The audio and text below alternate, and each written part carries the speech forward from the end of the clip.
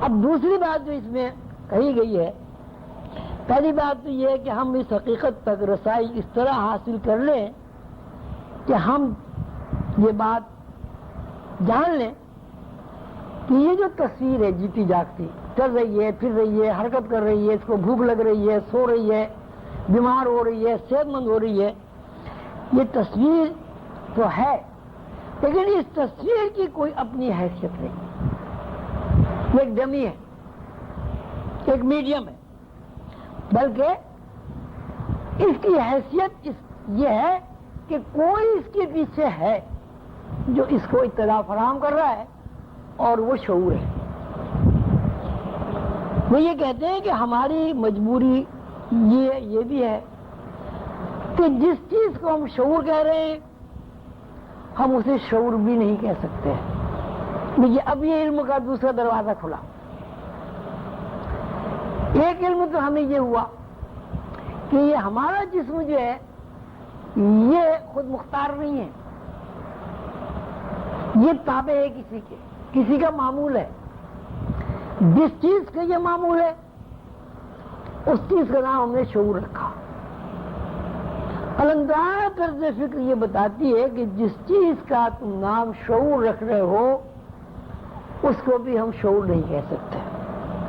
ہماری مجبوری یہ ہے کہ ہم اسے بالکل شعور بھی نہیں کہہ سکتے، کیونکہ شعور صرف ہماری پہچان کا ایک ذریعہ ہے جس کے اوپر یہ ساری عمارت کھڑی ہوئی ہے۔ عمارت کون سی؟ یہ جسمانی عمارت۔ جسمانی عمارت چل رہی ہے، پھر رہی ہے، اس کے اندر احساسات ہیں، اس کے اندر جذبات ہیں۔ کہاں سے جذبات آ رہے ہیں ہم نے اس کا نام شعور رکھا۔ لیکن اب سوال یہ پیدا ہوتا ہے کہ یہ جو شعور جو اطلاعات ہمیں فراہم کر رہا ہے اس کو کہاں سے فیڈنگ ہو رہی ہے؟ بھئی اس کی بھی تو کوئی بنیاد ہونی چاہیے۔ بھئی جسمی کی بنیاد تو ہم نے قرار دے لیا شعور کو۔ اب شعور بجائے خود ایک مکمل ایجنسی ہے، انفارمیشن قبول بھی کر رہی ہے، انفارمیشن دے بھی رہی ہے، انفارمیشن پر عمل درآمد بھی کر رہی ہے۔ مثلا اب کوئی آدمی ایسا پیدا ہی نہیں ہوا کہ ساری زندگی نہ سویا ہو۔ شعور جو ایجنسی ہے وہ انسان کو اس بات پر مجبور کرتی ہے کہ ضرور سونا ہے۔ انسان کتنا بھی چاہے وہ ایجنسی اس کو سلا دیتی ہے۔ کوئی آدمی ایسا نہیں گزرا جو پیدائش کے بعد سے مرنے تک اس نے کبھی روٹی نہ کھایا ہو، بھوکا ہی رہا ہو۔ تو شعور ایک طرف اطلاعات فراہم کرتی ہے، دوسری طرف اس اطلاع پہ عمل درآمد بھی کراتی ہے۔ یعنی جسم اتنا معذور، بے بس اور بے اختیار ہے کہ اس کی حیثیت اتنی بھی نہیں ہے کہ اگر وہ کسی اطلاع کو قبول کرنا چاہے تو قبول کرے اور قبول نہ کرنا چاہے تو نہ قبول کرے، اسے قبول کرنا ہی ہے۔ اب اس سے یہ پتہ چلا کہ جسم انسانی بے اختیار پہ کوئی اسے اختیار حاصل نہیں۔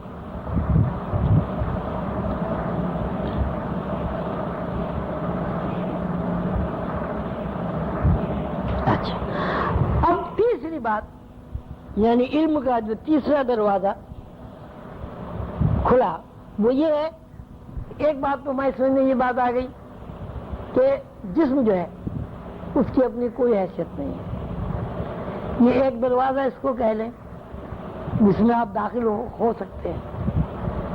دوسرا دروازہ یہ کہ اس کو کوئی ایجنسی علم فراہم کر رہی ہے تقاضے پورے کرنے کے لیے، اس کا نام آپ نے شعور رکھا۔ اب صورت یہ ہے کہ ہم یہ دیکھتے ہیں کہ جسم کی حیثیت بعض اوقات ایسی ہو جاتی ہے کہ وہ انفارمیشن سے آزاد ہو جاتا ہے۔ مثلا آدمی سو گیا، اب سونے کی حالت یہ کہ وہ بیداری میں جو ایجنسی اطلاعات فراہم کر رہی ہے اور جس اس کو قبول کرنے پر مجبور ہے، خواب کی حالت میں یہ کیفیت ختم ہو جاتی ہے۔ لیکن شعور اپنا کام کرتا رہتا ہے۔ بدن سانس آ رہا ہے آپ کو. مسئلہ یہ ہے کہ آپ زندہ ہیں، بیداری میں جس طرح زندہ ہیں خواب کی حالت میں بھی زندہ ہیں. پھر جب آپ خواب سے بیدار ہوتے ہیں تو تمام چیزیں اسی طرح آپ کو موجود ملتی ہیں جس طرح خواب سے پہلے بیداری کی زندگی میں شعور آپ کو فراہم کر چکا ہے. مثلا سونے کے بعد کبھی یہ نہیں ہوتا کہ جب آپ اٹھیں تو آپ خود کو پہچاننے سے انکار کر دیں، گھر کو پہچاننے سے انکار کر دیں، بیوی کو پہچاننے سے انکار کر دیں، دوست احباب کو، محلے کو پہچاننے سے انکار کر دیں. اب اس سے ایک بات پتہ چلی کہ شعور اگر معطل بھی ہو جائے، شعور اگر سسپینڈ بھی ہو جائے، تب بھی وہ اطلاعات کی جو مشین ہے وہ چلتی رہتی ہے. اطلاعات قبول بھی کرتی رہتی ہے اور اطلاعات کو تقسیم بھی کرتی رہتی ہے. اس کو یہ بتایا گیا ہے کہ ہم یہ بھی جانتے ہیں کہ جسم کے ختم ہونے پر مادی کثافت اور آلودگی ختم ہو جاتی ہے، لیکن یہ بات بھی ہمارے سامنے ہے کہ جسم کے ختم ہونے کے بعد شعور فنا نہیں ہوتا. یہ اگر شعور فنا ہو جائے گا تو آدمی مر جائے گا، بلکہ شعور کسی دوسرے عالم میں منتقل ہو جاتا ہے. اس کا مطلب یہ ہوا کہ شعور جب تک اس جسم کو بیداری کی حالت میں، بیداری کی حواس کی حالت میں سنبھالے رہتا ہے تو یہ جسم متحرک رہتا ہے. لیکن شعور جب اس جسم سے یعنی بیداری کے عالم سے ہٹ کر کسی دوسرے عالم میں اپنی دلچسپی یا توجہ قائم کر لیتا ہے تو اس جسم کی حیثیت نفی کی ہو جاتی ہے، لیکن شعور اپنی جگہ قائم رہتا ہے. مطلب کیا ہوا؟ مطلب یہ ہوا کہ انسان بیداری خواب کی دو کیفیات میں مسلسل رد و بدل ہوتا رہتا ہے. کبھی اس کے اوپر بیداری کی کیفیات کا غلبہ ہو جاتا ہے اور کبھی اس کے اوپر خواب کی کیفیات کا غلبہ ہو جاتا ہے. جب اس کے اوپر بیداری کی کیفیات کا غلبہ ہوتا ہے وہ بے اختیار اس طرح بے اختیار ہو جاتا ہے کہ وہ کچھ بھی نہیں کر سکتا. اور جب اس کے اوپر خواب کی کیفیات کا غلبہ ہوتا ہے تو اس میں جسم بھی سسپینڈ ہو جاتا ہے. یہاں آپ کو ہاتھ ہلانا، پیر ہلانا، پانی پینا، سونگنا، چکھنا، خواب کی حالت میں یہ جو احساسات ہیں ان احساسات پر بھی موت وارد ہو جاتی ہے. یہ احساسات بھی سسپینڈ ہو جاتے ہیں. آج کے سبق میں ہمیں 3 باتیں معلوم ہوئی. ایک بات یہ کہ جیتی جاگتی تصویر جسم اس کی اپنی ذاتی کوئی حیثیت نہیں ہے.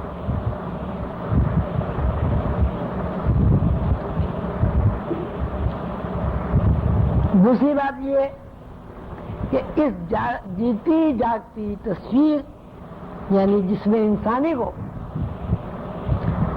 کوئی شے ہے جو متحرک رکھے ہوئے ہے اور اس متحرک رکھنے والی شے کا نام قلندری زبان میں شعور ہے.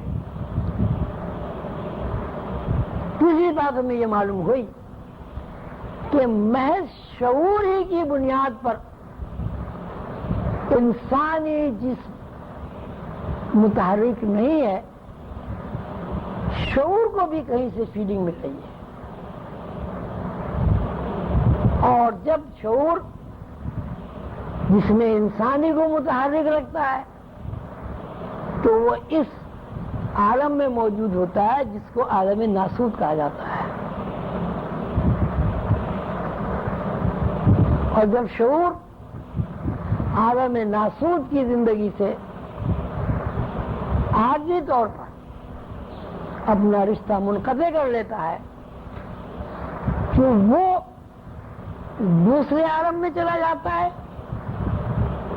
دوسرے عالم میں چلے جانے سے مراد یہ نہیں ہے کہ شعور ختم ہو گیا. یہ شعور نے جس میں انسانی سے اپنی ساری دلچسپیاں ختم کر لی.